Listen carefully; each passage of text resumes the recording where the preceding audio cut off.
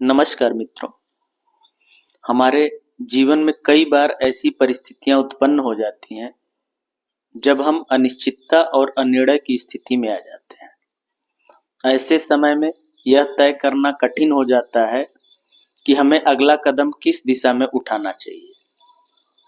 इस संदर्भ में हमारे अंतस की ध्वनि सबसे प्रभावी मार्गदर्शक होती है। हमारा शरीर एक ऐसी परिसीमा है जो दो भिन्न स्वरूपों वाले संसारों को अलग करती है। एक ओर बृहद बाह्य संसार है, जबकि दूसरी ओर एक सूक्ष्म जगत है जिसे हम अंतस या अंतःकरण कहते हैं। जटिल समस्याओं में फंसने पर अंतस की ध्वनि हमारे लिए एक गुरु का कार्य करती है, बशर्ते कि हम उसे सुनने में सक्षम हो। मित्रों, बाह्य जगत की चकाचौंध और हलचलें इस ध्वनि को सुनने में बाधा डालती हैं। यह ध्वनि वास्तव में हमारे अंतरात्मा की पुकार होती है,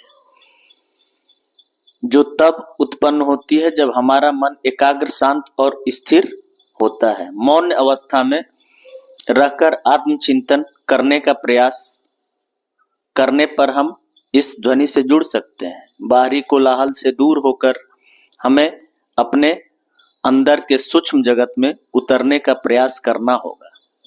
जब यह ध्वनि हमारे पथ प्रदर्शक के रूप में कार्य करने लगती है तो कठिन से कठिन राह भी आसान हो जाती है और हम तेजी से अपने लक्ष्य की ओर बढ़ने लगते हैं। मित्रों, अंतस की ध्वनि हमें आत्म प्रेम, आत्मचिंतन और आत्म परिष्कार की ओर ले जाती है। इसके परिणाम स्वरूप हम स्वयं से जुड़कर अपने अस्तित्व को जानने का प्रयास करने लगते हैं। यह अवस्था ही परम ज्ञान की अवस्था होती है।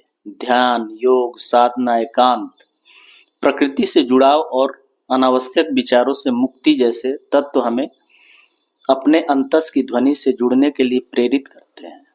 अंतस की ध्वनि आत्मा का सानंद है, जो हमारे जीवन को दिशा देते हुए हमें आत्मबोध की ओर ले जाती है।